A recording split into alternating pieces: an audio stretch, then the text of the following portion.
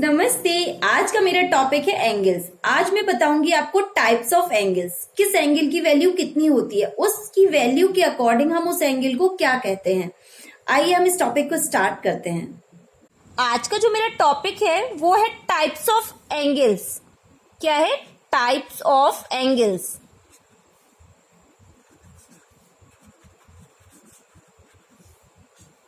आज मैं आपको बताऊंगी कि एंगल्स कितने प्रकार के होते हैं।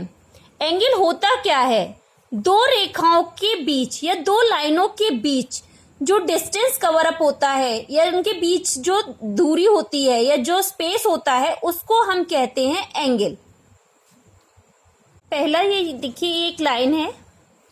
अगर इस लाइन को हम दूसरी जो लाइन है इससे टच करते हुए इस टाइप से बनाते हैं तो इन दो लाइनों के बीच में ये जो स्पेस है, ये जो झुकाव है, ये मान लीजिए थीटा है, तो ये जो कोण होगा हमारा, ये जो स्पेस बना इसी को हम कोण कहते हैं। लेकिन ये कोण की वैल्यू क्या होगी, इसका नाम क्या होगा? इसको कहेंगे हम एक्यूट एंगल। क्या कहेंगे? एक्यूट एंगल या न्यून कोण। हिंदी में से कहते हैं न्यून कोण। और इसका मान हमेशा जो होता है वो 0 डिग्री से ज्यादा होता है और 90 डिग्री से कम। सेकेंड नंबर पे जो मेरा एंगल है वो मान लीजिए ये एंगल या ये दो लाइनों के बीच का जो डिस्टेंस है वो हो जाए हमारा 90 डिग्री। कितना हो जाए? 90 डिग्री। तो ये जो हमारा हो जाएगा वो हो जाएगा राइट एंगल। इसे हम कहते हैं राइट एंगल या फिर समकोण। जिन दो रेखाओं के बीच की जो वैल्यू है वो 90 डिग्री होती है उसको हम कहते हैं राइट एंगल या समकोण। इसका जो मान होता है वो फिक्स होता है, ज्यादा कम नहीं होता। समकोण का जो मान होता है वो 90 डिग्री होता है। अब मेरा जो थर्ड नंबर पे एंगल है, मान लीजिए ये एक लाइन है, ये तो हमारा 90 है। यहां अगर ये इससे ज्यादा हो जाए तो इसको हम कहेंगे ऑब्ट्यूज एंगल। क्या कहेंगे? ऑब्ट्यूज एंगल या फिर कहेंगे हम इसे अधिक कोण। क्या कहेंगे? अधिक कोण। इसका जो मान होता है वो होता है 90 डिग्री से ज्यादा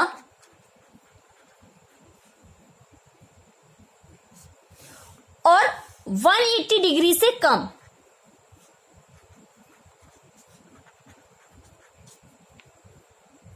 नंबर पे जो मेरा एंगल है वो है ये, इसकी जो वैल्यू होती है वो होती है 180 डिग्री। इसे हम कहते हैं स्ट्रेट एंगल। स्ट्रेट एंगल या फिर रिज कोण। इसका मान भी फिक्स होता है 180 डिग्री। कितना होता है? 180 डिग्री। इसके बाद जो मेरा फिफ्थ नंबर पे एंगल है वो है जिसका मान होगा हमारा 180 से ज्यादा। यहां तो 180 हो जाएगा लेकिन मैंने इससे ज्यादा बनाया है तो इसको हम कहेंगे रिफ्लेक्स एंगल।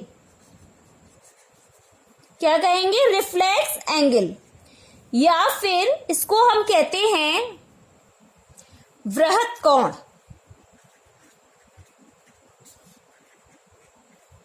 और इसका जो मान होता है वो होता है हमारा 180 डिग्री से ज्यादा और 360 डिग्री से कम।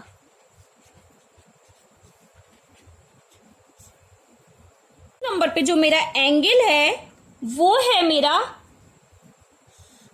Complete angle. क्या है? Complete angle.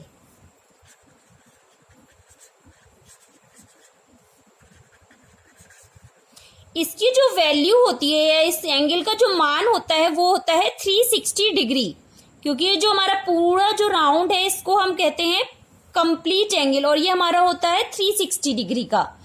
हिंदी में इसे कहते हैं हम पूर्ण कोण। क्या कहते हैं? पूर्ण कोण। वो एंगल्स बता रही हूँ वो दो एक साथ बताऊंगी, 7 और 8। पहला जो है वो है कॉम्प्लीमेंट्री एंगल, दूसरा है सप्लीमेंट्री एंगल।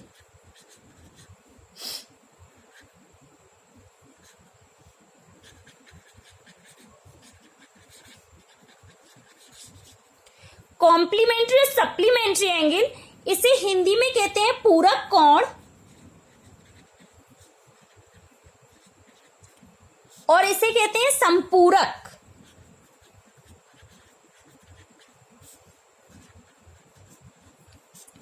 कॉम्प्लीमेंट्री एंगल में क्या होता है, कोई ऐसे दो एंगल्स जिनका जो सम होता है वो होता है हमारा 90 डिग्री। ये मान लीजिए x है, ये y है, तो जो हमारा x प्लस y होगा वो होगा हमारा 90 डिग्री। ऐसे दो एंगल्स जिनका सम हमारा 90 डिग्री होता है वो हमारा कॉम्प्लीमेंट्री एंगल्स कहलाता है या पूरक कोण कहते हैं। अगर हमें किसी एक एंगल की वैल्यू दी है, मान लीजिए ये हमारा 30 है, तो पूछे कि 30 डिग्री ये जो एंगल है x मान लीजिए 30 दिया है और आपसे कहे कि इसका हमें क्या बताइए, कॉम्प्लीमेंट्री एंगल या पूरक कोण, तो आप क्या करेंगे, 90 में से 30 को माइनस कर देंगे तो आपकी y की वैल्यू आ जाएगी। ठीक है, अब मैं आपको बताती हूँ संपूरक कोण या फिर सप्लीमेंट्री एंगल।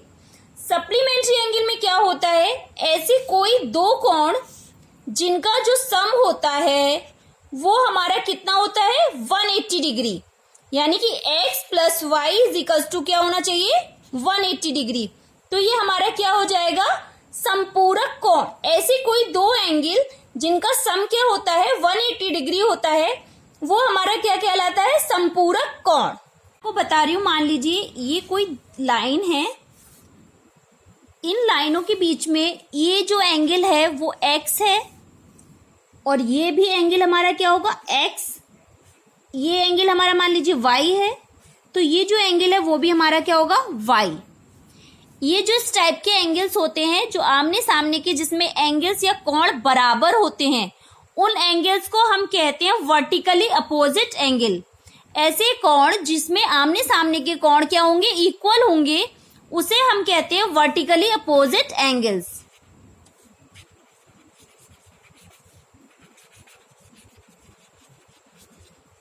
अपोजिट एंगल्स, या फिर हिंदी में बोलेंगे हम शीर्षाभिमुख कोण।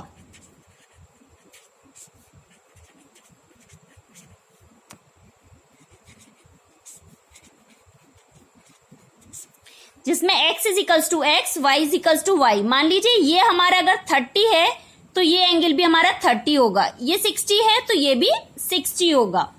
अब मैं आपको बता रही हूं एक और तरीके के एंगल्स, ये जो दो समांतर रेखाओं के बीच में बनते हैं, ये मान लीजिए हमारा 1 2 3 4 5 6 7 8। मान लीजिए ये हमारा जो 1 एंगल है वो 5 के इक्वल है, 2 हमारा एंगल 2, क्या एंगल 2 हमारा एंगल 6 के इक्वल है। 2 हमारा ये है, 6 ये है, यानी कि ये इसमें एक बाहर वाला और एक ये अंदर वाला एंगल। ठीक, उसके बाद हमारा एंगल 4, एंगल 4 हमारा ये एक अंदर वाला और एक ये बाहर वाला, यानी कि एंगल 8। एंगल 3 हमारा ये है और एंगल 3 किसके इक्वल है, हमारा एंगल 7 के, इक्वल टू एंगल 7। तो ये जो हमारे होंगे वो होंगे करस्पॉन्डिंग एंगल्स। क्या है ये सारे हमारे करस्पॉन्डिंग एंगल्स।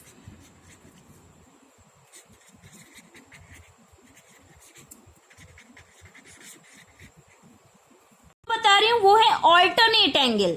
ऑल्टरनेट एंगल या एकांतर कोण, वो दो प्रकार के होते हैं, इंटीरियर और एक्सटीरियर। इसमें अब ऑल्टरनेट एंगल है कौन से, आप ऑल्टरनेट एंगल को एक तरीके से याद रख सकते हैं, जेड बनता है हमारा।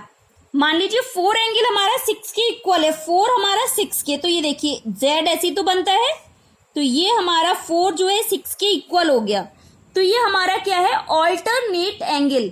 लेकिन क्या होगा इंटीरियर, क्योंकि ये अंदर आ रहा है, यानी कि एंगल 4 हो गया हमारे एंगल 6 के इक्वल, एंगल 3 हो गया हमारा एंगल 5 के इक्वल, एंगल 3 ये है, एंगल 5 ये है, ठीक। ये हो गए हमारे ऑल्टरनेट एंगल। क्या है ये हमारे ऑल्टरनेट एंगल, लेकिन कौन से, इंटीरियर। अब मैं जो बताऊंगी आपको ऑल्टरनेट एंगल लेकिन एक्सटीरियर। एंगल 1 जो होगा हमारा एंगल 7 के इक्वल होगा, 1 हमारा 7 के इक्वल होगा, और एंगल 2 हमारा एंगल 8 के इक्वल होगा, 2 हमारा 8 के इक्वल होगा। ये हो जाएंगे ऑल्टरनेट एंगल लेकिन एक्सटीरियर। ये भी क्या है हमारे ऑल्टरनेट एंगल लेकिन एक्सटीरियर। तो आज का टॉपिक था टाइप्स ऑफ एंगल्स। आपको बहुत अच्छे से समझ में आ गया होगा। अगर आप चाहते हैं ज्योमेट्री का आपका बेस क्लियर हो जाए तो आप मेरे लास्ट वीडियो को भी जरूर देखें, क्योंकि मैंने उसमें आपको बताया था कि टाइप्स ऑफ लाइंस, की लाइंस कितने प्रकार की होती हैं। और आज के वीडियो में मैंने बताया आपको टाइप्स ऑफ एंगल्स, की एंगल्स कितने प्रकार के होते हैं, किस एंगल की वैल्यू कितनी होती है और हम उस एंगल्स को क्या कहते हैं। अगर आप चाहते हैं कि आपकी ज्योमेट्री को लेके जो प्रॉब्लम है वो सॉल्व हो जाए तो आप प्लीज मेरे साथ रेगुलर बने रहिए, क्योंकि मैं आपको ज्योमेट्री के ये टॉपिक्स कंटिन्यू करती रहूंगी। अगर आपको मेरा ये वीडियो अच्छा लगा हो तो प्लीज मेरे चैनल को लाइक और सब्सक्राइब जरूर करें और शेयर भी जरूर करें। Thank you.